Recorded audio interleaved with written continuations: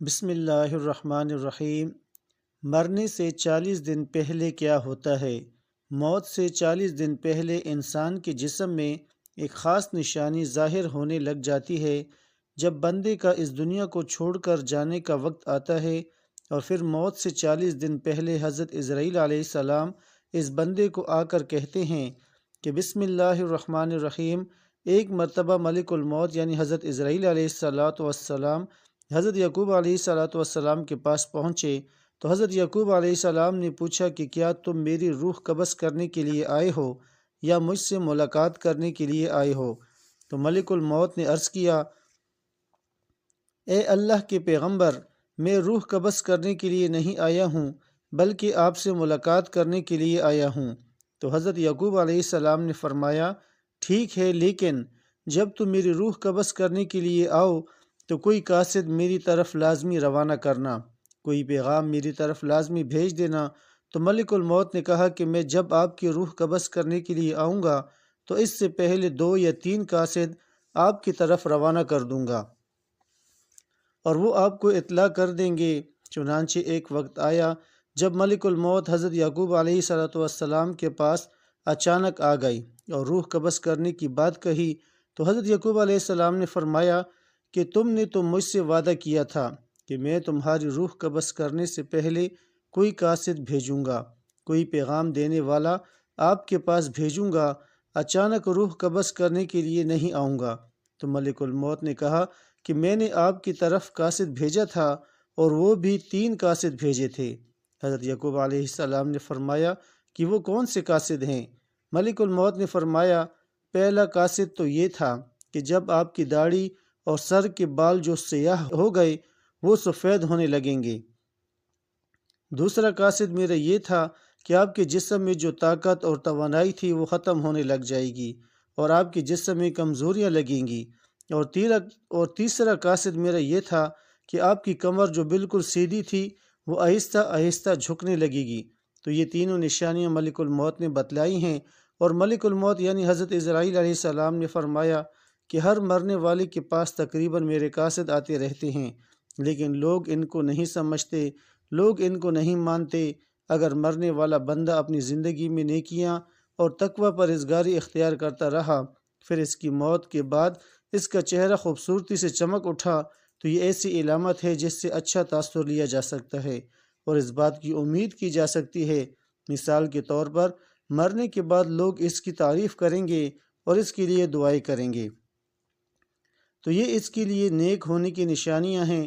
اسی طرح زندگی میں اچھے لوگوں کی صحبت بھی انسان کے نیک ہونے کی نشانی ہے۔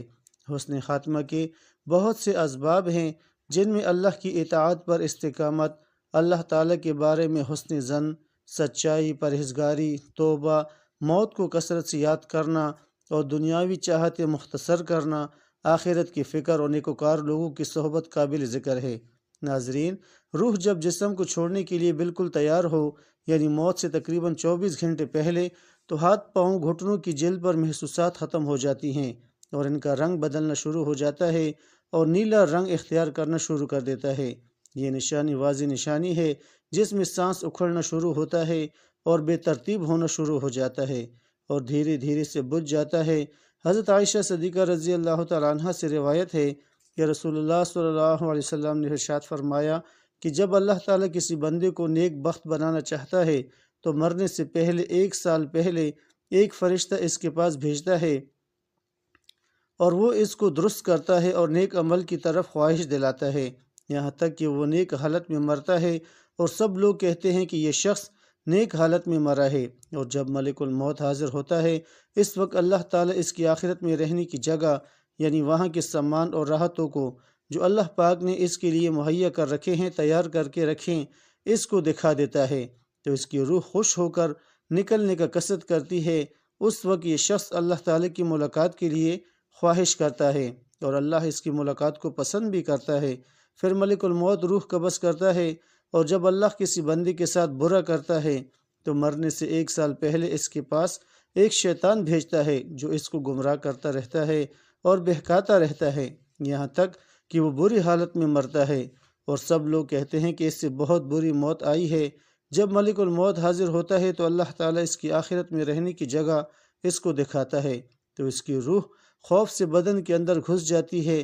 اس وقت اللہ کی ملاقات یعنی سامنے آنے کو یہ ناپسند کرتا ہے، اور اللہ اس کی ملاقات کو بھی ناپسند کرتا ہے۔ پھر ملک الموت اس کی روح سختی سے کھینچ کر قبض کرتا ہے۔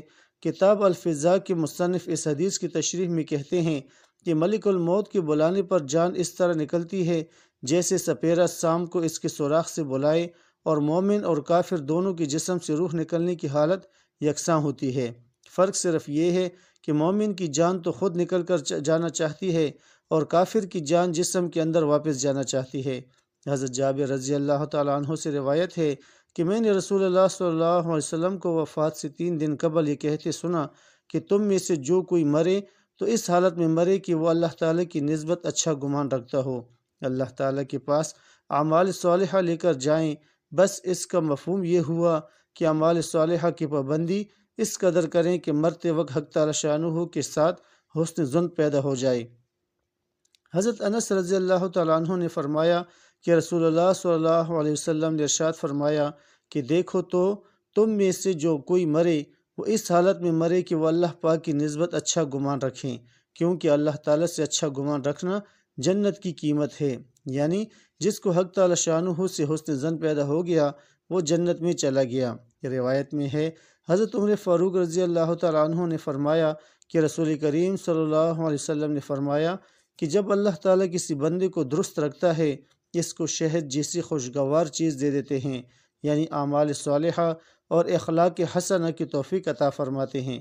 صحابہ نے پوچھا کس طرح شیری کرتا ہے؟ آپ نے فرمایا مرنے سے پہلے نیک کام کرتا ہے یہاں تک کہ اس کے پڑوسی اس سے خوش ہو جاتے ہیں۔ حضرت سلمان فارسی رضی اللہ تعالیٰ عنہ سے روایت ہے کہ میں نے رسول کریم صلی اللہ علیہ وسلم کو یہ فرماتے ہوئے سنا ہے کہ میت کو موت کے وقت پیشانی سے اگر پسینہ آئے، آنکھوں سے آنسو آئے اور ناک کے سوراخ کشادہ ہوں تو یہ اللہ کی خاص رحمت ہے جو اس پر نازل ہوتی ہے۔ گلے میں سے ایسی آواز نکلنا جیسے کہ جوان اونٹ کا گلا گھونٹنے سے آواز آتی ہے، اور اس کا رنگ بدر رنگ ہو جائے اور منہ سے جھاگ نکلے تو یہ اللہ کا عذاب ہے۔ ناظرین گرامی، اللہ تعالیٰ نے عرش کے نیچے درخت پیدا کیا ہے، اس کے پتے تمام مخلوقات کی گنتی کے برابر ہیں۔ اس کا نام ہے سدرۃ المنتہا۔ جب بندے کی زندگی کی عمر ختم ہو جاتی ہے، 40 دن باقی رہ جاتی ہے، تو حضرت اسرائیل علیہ السلام کے سامنے اس کا ایک پتا گر جاتا ہے، اس پر اس بندے کا نام لکھا ہوتا ہے۔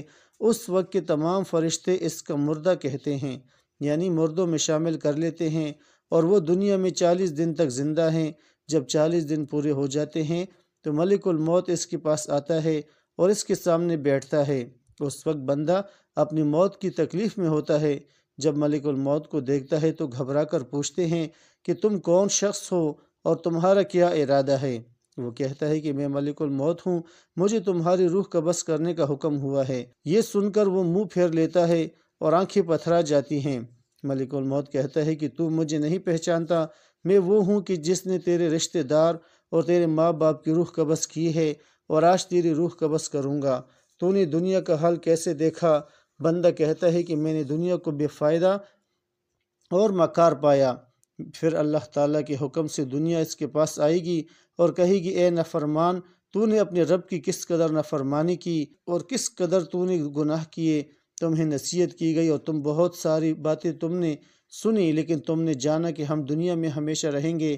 یاد رکھو کہ میں تجھ سے اور تیرے اعمال سے بیزار ہوں۔ اس کا اعمال اس کے سامنے آئے گا اور کہے گا اے نافرمان، تو نے ناحق طریقے سے مجھ کو حاصل کیا، اگر تو غریب اور مسکین پر خرچ کرتا تو آج تیرے کام آتا۔ روایت میں ہے کہ جب آدمی کی زبان بند ہو جاتی ہے 4 فرشتے اس کے پاس آتے ہیں اور سلام کرتے ہیں۔ پہلا فرشتہ آتا ہے، وہ بات سلام کہتا ہے، اے بندے، اللہ نے مجھے تیری روزی پر موکل کیا تھا، میں نے تمام زمین پر چپا چپا چھان مارا مگر تیری روزی کا ایک لقمہ بھی کہیں نہ پایا۔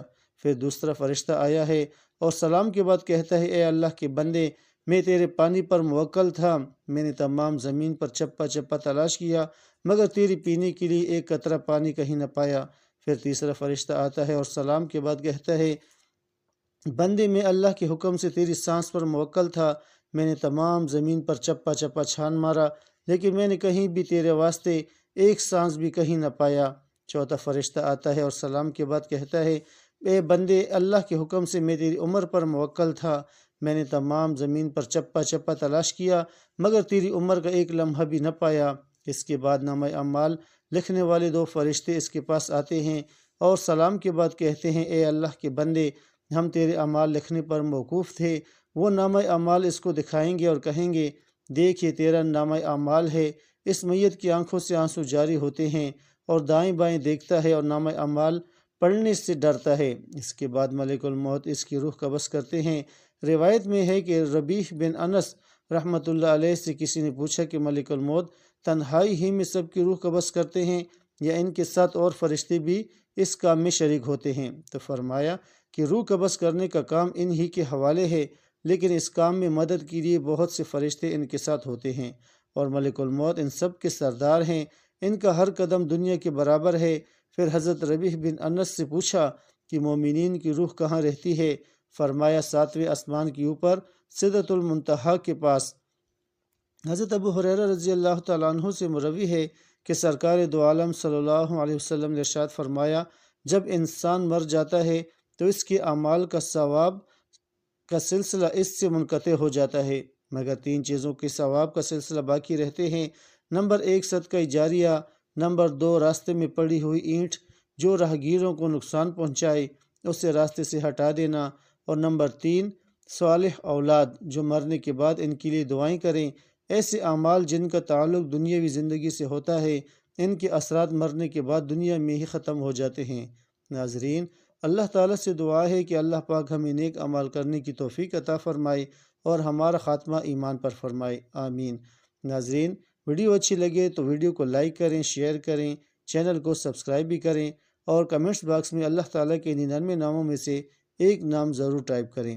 ملتے ہیں اگلی ویڈیو کے ساتھ، تب تک کے لیے اجازت، اللہ حافظ۔